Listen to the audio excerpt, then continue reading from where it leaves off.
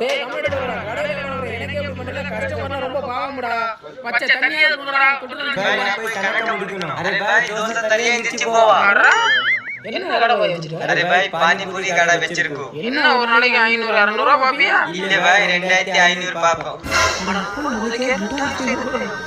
அது சண்டே ஆனா. யாருக்கு சண்டே ஆனா? அரே பாய் ஞாயிற்றுக்கிழமை 4000 பாப்போம். என்னடா 30 கண்ணாடில போய் சொல்ற?